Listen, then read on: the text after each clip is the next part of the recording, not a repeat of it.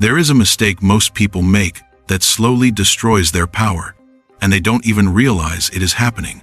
They believe that helping others is always the right thing to do, that if someone is struggling, you should step in.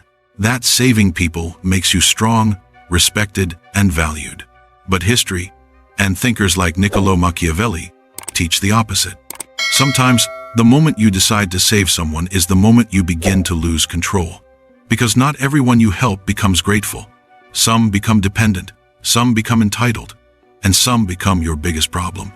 If you don't understand this, you will spend your life giving your time, your energy, and your attention to people who quietly drain you, while you call it loyalty. Most people are raised to be fixers, to step in, to solve problems, to help whenever they can. It feels right. It feels moral. It feels necessary. But power does not belong to the person who saves everyone. Power belongs to the person who chooses carefully who is worth saving. Because every time you help someone, you are not just giving effort. You are investing your time, your energy, your focus, resources that are limited. And when you give those resources to the wrong people, you don't just lose them, you weaken your position. This is not about becoming cold or abandoning people who genuinely need support. It is about understanding human nature. It is about recognizing that some people do not want to grow, and helping them does not fix anything. It only makes the situation worse. If you don't learn this, you will build your life around people who consume you instead of those who strengthen you. In this video, you will understand 5 types of people you should never try to save, no matter how convincing their situation looks. Because once you recognize these patterns, you will stop wasting your effort on the wrong people and start protecting your power. Think about your own life for a moment. Have you ever helped someone repeatedly, only to feel used later? Have you ever solved someone's problem and somehow became responsible for their next one? If you have, then you already understand the truth. The issue was never your kindness. It was who you gave it to. Type 1. The permanent victim. There is a kind of person who seems harmless when you first meet them. They don't come across as difficult. If anything, they seem like someone life has been unfair to. When they talk, it feels real. They tell you what happened at work, what someone said to them, how things didn't go their way. You listen, and it makes sense. You nod, you show concern, and you say the things that feel natural. That's not fair. You didn't deserve that. And you mean it. They relax when you say those things. You can see it in how their voice softens and how their body settles. For a moment, it feels like you've helped. It feels like being there for them matters. The next time you see them, there is another story. It's a different situation, different people, but the feeling is the same. Something went wrong, and once again, it wasn't their fault. You listen again, because nothing about it sounds unreasonable. So you try to help. You suggest something small, something practical. Maybe they should talk to the person involved. Maybe they should handle it differently next time. They agree quickly. They tell you you're right. They even sound relieved, like they've been given a way forward. But nothing changes. A few days later, there is another story, and then another. Each one is slightly different, but somehow they all end the same way. Someone else is responsible. They had no control. There was nothing they could do. At first, you don't question it. You keep listening. You keep responding the same way. But after a while, you start to notice something you didn't see before. No matter what happens, the ending is always the same. They are always the one who was wronged. Always the one who had no choice. Always the one who did nothing wrong. You start paying closer attention, not just to what happened, but to how they tell it. They can describe everything in detail. What was said, what was done, how it made them feel, but there is always something missing. They never talk about what they could have done differently. That part is always left out. There is always a reason, always an explanation, always someone else. You try again to help, but this time you're more careful with your words. You don't want to sound harsh. You just want to be honest. So you say it gently. Maybe there's something you can do differently next time. There is a small pause. It doesn't last long, but you feel it. Something shifts. They don't argue, but they don't accept it either. They say, "You don't understand." Or, "It's not that simple." And then the moment closes like it was never meant to stay open. After that, you begin to hold back. You still listen, but you stop offering advice as much. You've started to notice that advice doesn't go anywhere. It doesn't turn into action. It just disappears. And then a few days later, it comes back as the same problem with new details. You begin to notice your own reactions too. You take longer before you respond.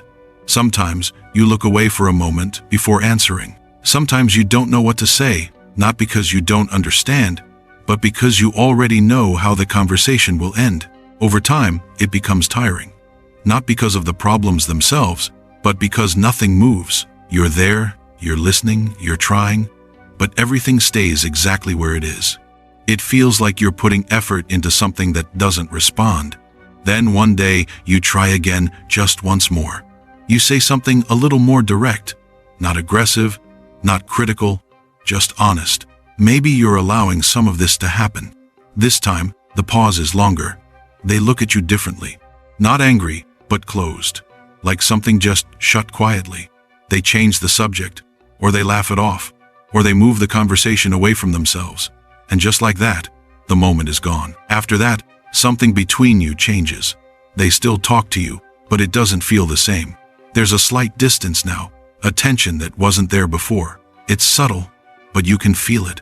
Like you stepped outside a role they expected you to stay in. Then, over time, you start hearing things. Not directly, but close enough. Comments like, "Some people don't really support you when you need them." Or, "Not everyone understands what you're going through." They don't mention you, but you recognize the direction. And you understand what happened. The moment you stopped agreeing, you stopped being useful. That's when it becomes clear. Nothing you were doing was leading to change. It was only keeping things the way they were. Every time you agreed, every time you reassured them, you were helping them stay exactly where they were. You think back to all the conversations, all the time you spent listening, all the effort you made to be patient, to be understanding, to say the right thing. And you realize that none of it moved anything forward. It only made the pattern more stable. So you start to step back. Not suddenly, not in a way that draws attention, just quietly. You reply less. You don't stay as long in conversations. You stop trying to fix something that doesn't change. They notice. Of course they do. But they don't ask why. They just start talking to someone else. Someone new. Someone who still listens the way you used to. And for a moment, you feel it. That small sense of guilt. Like you left something unfinished. Like you could have done more. But then you remember how many times you already tried. And how every time ended the same way. Some people are not looking for a way out. They are looking for someone who will sit with them and agree that there is no way out. And if you stay long enough, you don't change their situation. You just become another part of it. Type 2. The ungrateful beneficiary. There is another kind of person who is easy to help at the beginning because they respond the way you expect. The first time you do something for them, they are clearly grateful. They say thank you. They acknowledge the effort. You can hear it in their voice and see it in how they look at you. It feels genuine. And because of that, you don't think twice about helping again. The next time they ask, it feels natural to say yes. You remember how they appreciated you before, so you show up again. You give your time, your attention, your effort. And again, they respond well. They thank you. They tell you they won't forget it. In those moments, it feels like what you're doing matters, and that makes it easy to keep going. So you don't keep track. You don't measure how often you help or how much you give. You're not thinking about balance. You're just responding to someone who seems to value what you do. Over time, it becomes a pattern. They come to you when they need something, when they are stuck, when something isn't working, when they don't know what to do. They reach out to you, and most of the time, you respond. You make time, even when it's not convenient. You adjust your plans. You give more than you plan to give. At first, the appreciation is still there, but it begins to change in small ways. It's not something obvious. It doesn't happen all at once. It shows up in how they ask. In the beginning, there was hesitation. They would check if you were free. They would acknowledge that they were asking for something. Now, that hesitation starts to disappear. They ask more directly, as if the answer is already known. You notice it, but you don't react to it. You tell yourself it's not a big deal. After all, you've been helping them for a while. It makes sense that they're more comfortable with you now. So you keep showing up, but the pattern continues to shift. They stop checking if it's a good time. They don't really consider what it might cost you to help. They just assume you'll be there, because you always have been. And without realizing it, something changes. What used to be your choice starts to feel like your role. You begin to feel it in small moments. When your phone lights up and you already know why they're calling. When you see their message and hesitate before opening it. When you take a second before replying, even though you already know you'll probably say yes. And most of the time, you do say yes. Not because you want to, but because saying no feels like it will create a problem. It feels easier to just keep things the way they are. Then one day, something is different. Maybe you're tired. Maybe you're busy. Or maybe you just don't feel like you can give the same way you always have. So you respond differently. You keep it simple. You say, I can't this time. You don't make it a big thing. You don't over-explain. You just say no. There is a pause after that. It's not long, but you feel it. And when they reply, something is off. The message is shorter. The tone is different. They say, okay, or no problem, but it doesn't feel like there is no problem. After that, the way they interact with you changes. It's subtle at first. There is a distance that wasn't there before. The conversations feel a little colder, a little more careful, like something shifted, even though nothing was said directly. Then you start to notice small comments, not aimed at you, but close enough. Things like, some people don't really show up when you need them, or, I guess you find out who's really there for you. They don't mention you, but you understand what's being said. And it catches you off guard, because from your point of view, nothing major happened. You just said no once. After all the times you said yes, after all the times you showed up, after all the effort you gave, it was just one moment. But that one moment becomes the only thing that seems to matter. You start to think back. You remember all the times you helped, all the times you made space, all the times you gave without hesitation. And yet, none of those moments seem to carry the same weight as the one time you didn't. It doesn't make sense at first. It feels unfair. You try to understand how everything could shift so quickly. But when you look at it closely, you realize it didn't shift suddenly. It changed slowly, over time. Each time you said yes, it became more expected. Each time you showed up, it became more normal. And once something becomes normal, it stops being noticed. It stops being seen as something extra. It just becomes part of what is assumed. So when you finally say no, it doesn't feel like a small change. It feels like something has been taken away, not to you, but to them. That is when it becomes clear. It was never about what you gave. It was about what they got used to receiving. After that, the distance usually stays. Sometimes they pull away quietly.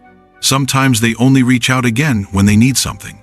And even then, it doesn't feel the same as it did before. There is less warmth, less ease, like something has already been decided without being spoken. And you are left with a quiet understanding. All the times you gave did not build something stronger. They only built a pattern. And once that pattern was broken, everything around it shifted. You didn't lose anything in that moment. You just stopped feeding something that had already become expected. And when someone is used to receiving without thinking about it, they don't always see everything you have done. They only see the moment you stopped. Type 3. The chronic taker. There is a kind of person who is always in need of something, but it never feels like too much in the moment. Every time they come to you, there is a reason. It sounds reasonable. It sounds temporary.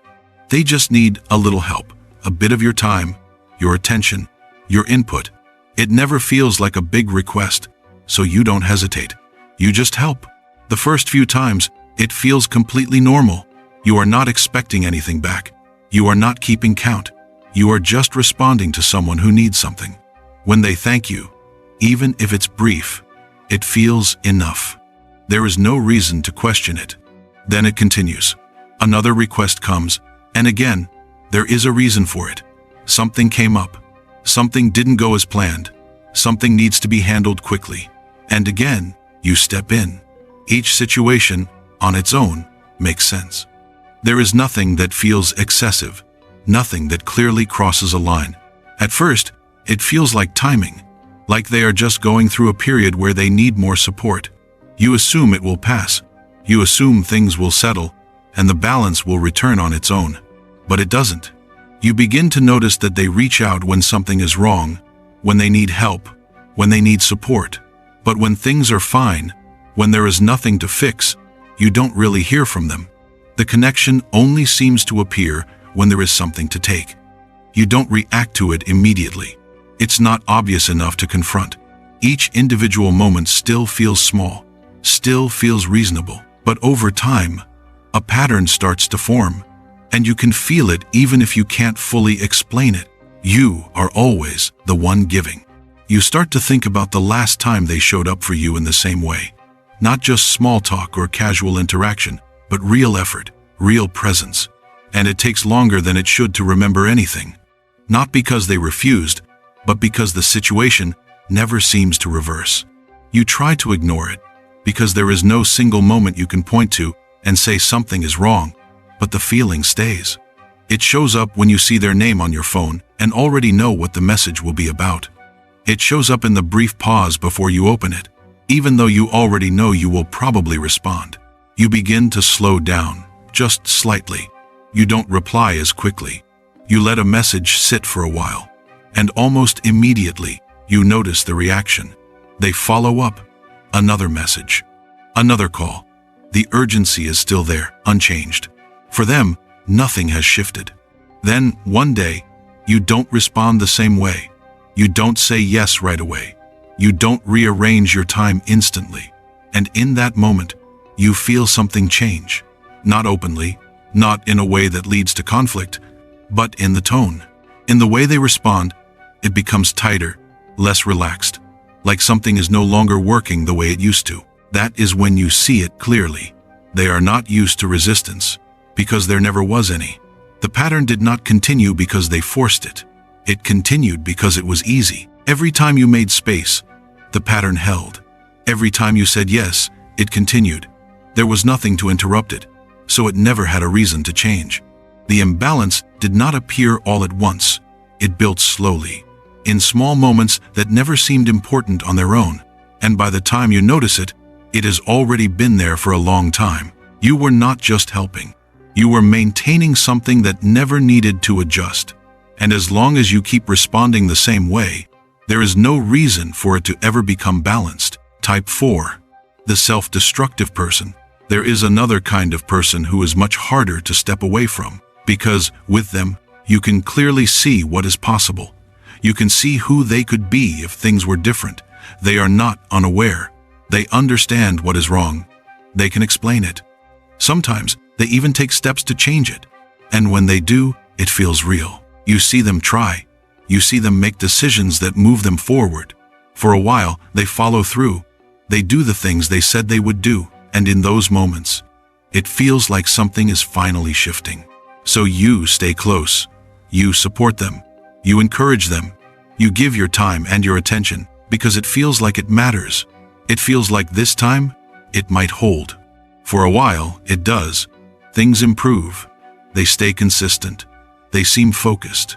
And you begin to relax. You start to believe that the cycle has finally been broken. But then, slowly, something begins to change. It doesn't happen all at once. There is no clear moment where everything falls apart. It starts with small slips. They delay something. They miss something. They return to something they said they had left behind. At first, it doesn't seem serious. Just a small step back. Something that can be corrected. So you step in again. You remind them. You guide them. You help them get back on track. And for a moment, it works. They recover. They adjust. They move forward again. But it doesn't last. The same patterns return.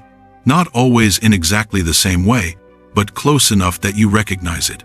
And after seeing it happen more than once, you begin to understand that it is not just a mistake.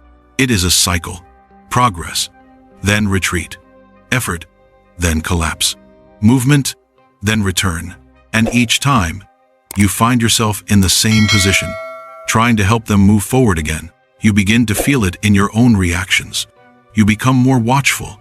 You notice the early signs, the hesitation, the excuses, the small changes that usually come before everything falls apart again. And each time, you respond, because you believe they can do better. You have seen it. You know it is possible. But nothing stays. Nothing holds. Over time, it becomes exhausting, not because you are helping, but because you are repeating the same process, the same conversations, the same encouragement, the same effort to get back to a place they have already been before. Then, one day, you pause, not because you don't care, but because you recognize the moment. You have seen it too many times, and instead of stepping in immediately, you wait. You watch, and something becomes clear. They already know what to do. They have said it before. They have done it before. The problem is not that they don't understand. The problem is that they don't stay there. They return again and again to the same place. And no matter how many times you step in, you cannot make that part change. You can help them recover. You can help them restart. You can help them move forward for a while. But you cannot make it last. Because the moment you step back, the same patterns return. At some point, you realize that you are not changing the direction. You are only interrupting it. You create a pause, a temporary shift. But when your involvement fades, everything goes back to what it was. Nothing changes until they decide to stay different. And until that happens, everything you do only delays what comes next. Type 5. The manipulator. There is one kind of person who feels different, but not in an obvious way. There is nothing about them that clearly signals a problem. In fact, everything they say makes sense. Everything they show feels real. That is why you don't notice anything at the beginning. They don't ask for much at first. Just small things. Small moments of your time. Small pieces of your attention. It feels natural to respond, because nothing about it seems excessive. They share their situation in a way that draws you in. They don't overwhelm you with details. They give you just enough to understand, just enough to feel something. And because of that, you respond. You step in. You help. You give your time, your attention, your support. And they respond well. They appreciate it. They make it clear that what you did mattered. That response pulls you in further, because it feels like your effort is making a difference. But over time, something begins to shift. The situations become more urgent. The timing becomes tighter. It starts to feel like things need to be handled immediately, like there is no time to step back and think. And that changes how you respond. You act faster. You don't pause. You don't question it. You just move, because it feels important. As this continues, you become more involved, not in a way that is clearly defined, but enough that you start to feel connected to what is happening. You start to feel responsible, even if no one has said that you are. That feeling makes it harder to step back. You begin to notice that when you hesitate, something changes. They respond differently. They add more detail, more urgency, more emotion, not in a way that is obvious, but enough to push you forward again. And you respond, because by now, you feel like you are part of it. At some point, you try to pause, just to think, just to take a moment before acting. But even that feels uncomfortable. It feels like you are doing something wrong by not responding immediately, even though nothing has actually happened. That is when you realize something has already shifted. You are no longer just helping. You are involved. And the more involved you are, the harder it becomes to see things clearly. Stepping back no longer feels like a simple decision. It feels like you are leaving something unfinished or letting something fall apart. But when you look at it closely, nothing about this was forced. There was no single moment where control was obvious. It happened in small steps, small decisions, small moments that seemed harmless at the time. And over time, those moments built something you didn't notice. By the time you begin to question it, you are already too close to it to see it clearly. And stepping away no longer feels like a choice. It feels like something you are not supposed to do. That is how it happens. It doesn't begin with pressure. It begins with something that feels right. And by the time it changes, you are already inside it. For the next week, change one thing. Stop reacting immediately to people's problems. Pause. Observe. Ask yourself, is this person trying to grow, or are they trying to be rescued? Are they taking responsibility, or avoiding it? Are they contributing anything, or only receiving? And most importantly, if you step back, do they step up, or do they collapse and blame you? Your answers will reveal everything. Power is not about helping everyone. It is about choosing wisely. Because every time you save someone who refuses to change, you strengthen their dependency. Every time you give without boundaries, you reduce your value. And every time you allow yourself to be used, you teach people how to use you again. Restraint is not cruelty. It is discipline. Sometimes, the most powerful thing you can do is not step in. If this changed the way you see your relationships, then you are beginning to understand something most people never learn. Subscribe to The Less You Look, because here, we don't just talk about power, we show you how to protect it. In the end, your life is shaped by what you choose to carry. Some people will build you, others will quietly drain you. The difference is not in who they are, it is in what you allow. Because the moment you stop trying to save everyone is the moment you finally start keeping your power.